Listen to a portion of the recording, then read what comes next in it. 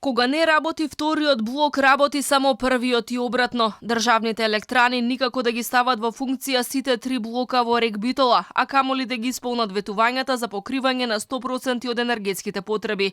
Во моментов рек Битола работи само со третина од капацитетот.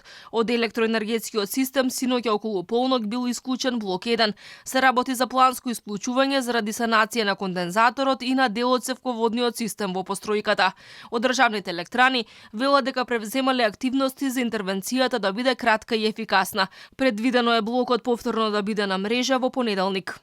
Електричната енергија од блок 1 на рек Битола АДСМ ќе надомести со зголемување на производството во останатите своји постројки, како и со набавката на струја за која компанијата има веќе склучен договор од 20 ноември. Нејасно е како ЕСМ планира да работи со целосен капацитет во рек Битола. Ветувањата дека сите три блока во рек ќе работат на стартот на грејната сезона не се исполнија.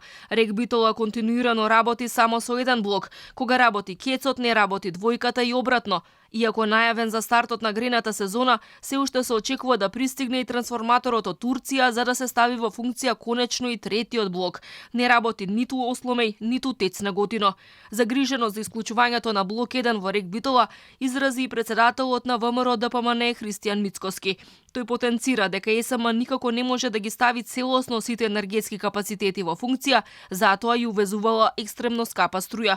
Доказ дека се продолжува со купувањето на струја било и новата предвидена набавка за периодот од 21 до 27 ноември. Според него, уште позагрижувачки било и тоа што хидроелектраните биле искористени само 18%. Хидроелектраните се на ниво од 18%. 18%. Значи потрошена е водата. Комплетно е потрошена водата.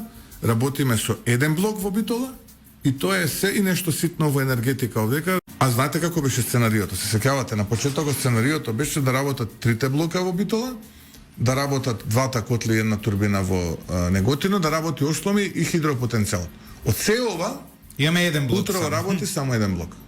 Надлежните упорно го оправдуваат увозот на струја. Недозволиво било да се произведува дома поскапо, кога можело да се купи од странство поевтино.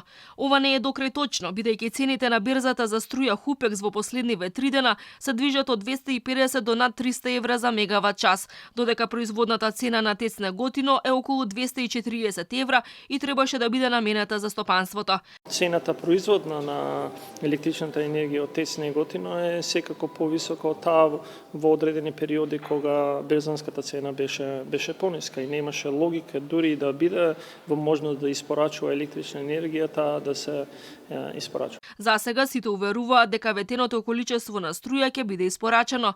ЕСМ се обврза да произведе над 4000 гигават часови струја годинава, што е за 20% повеќе од лани.